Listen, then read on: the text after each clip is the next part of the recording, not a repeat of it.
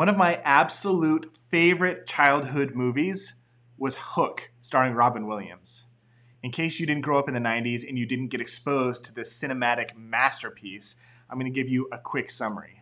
Peter Pan, played by Robin Williams, has grown up and forgotten what it's like to be a child. He's literally forgotten everything. He doesn't remember Neverland, he doesn't remember The Lost Boys, he doesn't remember Tinkerbell, and what's worse, he has turned into the worst kind of grown-up.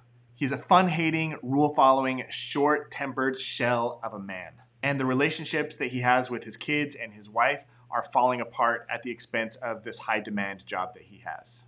There's one particular scene towards the beginning of the movie that shows Peter hitting rock bottom. He's on vacation in England with his family, visiting his grandma for the first time in over a decade, and he gets this really urgent business call. And this is what happens.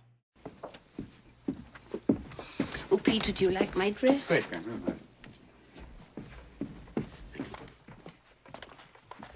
Hey, Brad, good news? What? What's Sierra Club report? I thought we had these guys. Well, listen. What did they find? Peter, that's a portable phone. Cozy blue owl? Well, listen. Boom! Here, Meg, I'm Tiger. Tell them they've always been casualties of evolution. Ask them if anybody misses a Tyrannosaurus Rex. Oh, I do. Boy, do I ever. Wow. You kidding? Oh, wait a minute. You're telling me a 10-inch owl has a 50-mile mating radius? Why don't they just fornicate someplace else? You're a $5 billion deal falling apart because of this? Why didn't somebody just shoot me in the head? Bang! Bang! Will everybody just shut up? I'm sorry. And leave me alone for one moment more. Get him out of here, will you? I'm on the phone call of my life. Can you relate to that? Back when I was doing my cross-country road trip where I traveled around the United States and interviewed couples who were madly in love with each other, I got a chance to sit down and interview a man named Jackson Dunn. And he told me something that has stuck with me for nearly a decade. He said that the number one enemy of marriage is busyness. And honestly, I see this play out in marriages every single day. People fill their lives with all sorts of commitments. Piano lessons, football practice, dance lessons, mortgages that they can't afford, credit card debt, PTA meetings, service opportunities. The list goes on and on and on. And these people run around just frantic and exhausted all the time, telling, almost bragging to everybody else about how stressful and busy their schedule is. It's like they're wearing their busyness as a badge of armor, as if it's honorable in some way to live your life on the verge of a breakdown. Just like Peter in Hook, a lot of people who suffer from chronic busyness have learned to prioritize the urgent things in life over the things that are most important. I can't tell you the number of stories I've heard of people who have literally lost everything that was important to them because they got tunnel vision and all they could see, all they could focus their time, energy, and attention on were the things that were urgent at the expense of the things that were important. They couldn't stop reading their emails until midnight. They couldn't put down their phone and just be with their partner and look at them in their eyeballs. They couldn't say no to an extracurricular activity that their kids wanted to do, even if it was at the expense of traveling thousands of miles and spending tons of money and sacrificing their weekends and their holidays. Or their guilt wouldn't allow them to step back and allow somebody else to step forward and help them care for their aging parents. The anxiety of not being able to address what was most urgent in their life is what ran their life. These chronically busy people live in fear that they're going to lose their job or disappoint somebody or not be seen as the ideal parent or the ideal child. And eventually what happens is the most important people in these people's lives reach a breaking point. They get sick of playing second fiddle. They're done feeling like two ships passing each other in the night. They're no longer interested in being glorified roommates who are really good at managing a household together but don't have any passion or connection anymore. And then their marriage demands urgent attention.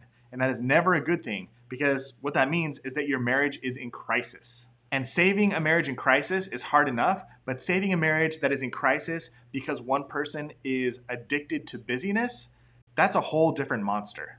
So today I'm going to share a tip with you that will help you avoid the fate of a marriage that slowly descends into crisis as a result of chronic busyness.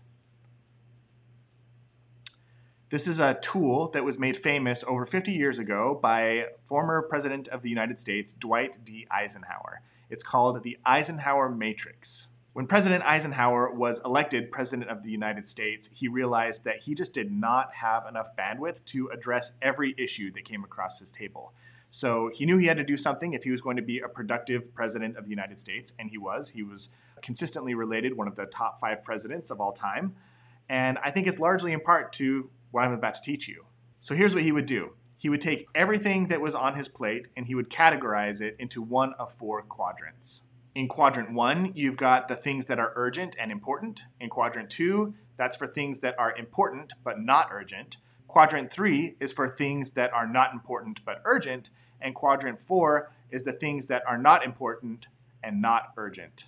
Categorizing everything is just the first step. It provides you a lot of clarity, but what's important is what President Eisenhower did with the things in each quadrant to ensure that he was spending his time, his energy, and the country's money and resources on the things that were of most value.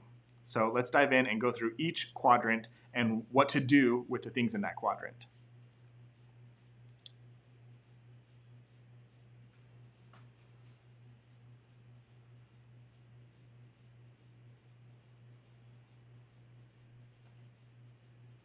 Quadrant 1 is full of things that are both urgent and important. These are the things that you can't escape. You're going to have to get them done. But if you live 24/7 in quadrant 1, you're going to get burned out, you're going to get exhausted, and you're going to get depleted. The best way to not spend all of your time in quadrant 1 is to get really good at planning. You need to learn to anticipate the things that are important that may become urgent soon and take care of them before they become urgent. Another thing that's really important is you need to pay very careful attention that the items in quadrant 3 don't creep their way into quadrant 1. It's very common for something that is urgent but not important to feel important because it's urgent. A great way to filter through these items and make sure you're not putting something in quadrant 1 that should be in quadrant 3 is to have some clarity around your core values. If you aren't clear on what your core values are, I've got a really awesome workshop that can help you get clarity around that, and I'll link to that down in the show notes. Now let's jump over to quadrant number 2.